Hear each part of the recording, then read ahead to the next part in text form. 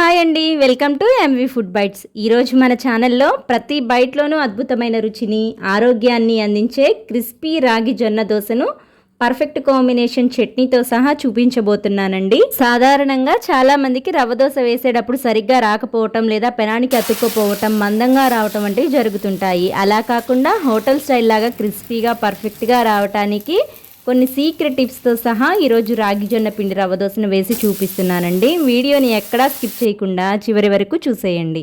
దీనికోసం ముందుగా ఒక గిన్నెలో కప్పు రాగి పిండి, కప్పు పొడి బియ్య పిండి, కప్పు ఉప్మా రవ్వ మూడింటిని ఒకే బౌల్తో సమంగా తీసుకొని 1 టేబుల్ స్పూన్ జీలకర్ర, ఓ ఉల్లి తరుగు, 2 పచ్చిమిర్చి తరుగు, అలాగే కరివేపాకు సన్నని తరుగు, కొత్తిమీర కొద్దిగా కూడా వేసి మీకు ఇష్టం ఉంటే క్యారెట్ తురుము కూడా వేసుకొని అంతా ఓసారి వీడియోలో చూపిన విధంగా కలుపుకోవాలి. ఇలా కలుపుకుంటున్నప్పుడే రుచికి సరిపడా ఉప్పు వేసుకొని అంతా ఓసారి కలిపి మనం ఏ కప్పుతో అయితే పిండిని కొలుచుకున్నామో అదే కప్పుతో ముందుగా 2 కప్పుల మంచినీటిని పోసుకొని ఓసారి అంతా బాగా కలిసేలా కలిపిన తర్వాత మళ్ళీ 2 కప్పుల నీళ్లు పోసుకోవాలి. ఈ విధంగా మొత్తం 4.5 కప్పుల వరకు మంచినీటిని పోసుకోవాలి.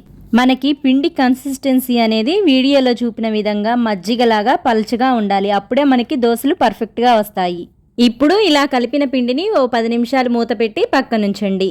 ఈలోపు రవ్వ దోశలోకి సింపుల్గా చేసుకునే పల్లీ కొబ్బరి చట్నీ కోసం మిక్సర్ జార్లో 1 కప్పు పచ్చి కొబ్బరి ముక్కలు, 1 కప్పు వేయించిన పల్లీలు, కారానికి తగ్గట్టు పచ్చిమిర్చి, రుచికి సరిపడా ఉప్పు వేసుకొని ఓసారి కోర్సుగా బ్లెండ్ చేసి తర్వాత కొద్దిగా వాటర్ని పోసుకొని మెత్తగా మిక్సీ పట్టుకొని గిన్నెలోకి తీసుకొని తాలింపు వేసుకుంటే సింపుల్గా పల్లీ కొబ్బరి చట్నీ రెడీ అయిపోతుంది.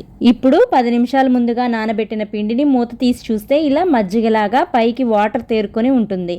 దీనిని ఓసారి గరిటెతో కలిపి బాగా హీట్ అయ్యి పొగలు వస్తున్న పెనం మీద వేసే ముందు కూడా ఈ విధంగా గరిటెతో బాగా మిక్స్ చేసి మాత్రమే వీడియోలో చూపిన విధంగా పెనమంతా పడేలాగా వేసుకోవాలి. ఇప్పుడు మంటని మీడియం టు హైలో అడ్జస్ట్ చేసుకుంటూ అట్టు అంచుల దాకా మంట అందేలా ఫ్లేమ్ని అడ్జస్ట్ చేసుకుంటూ ఆయిల్ని కానీ నెయ్యిని కానీ వేసుకొని క్రిస్పీగా అయ్యే వరకు కాల్చుకొని ఫ్లిప్ చేసుకొని సర్వ్ చేసుకోవటమే.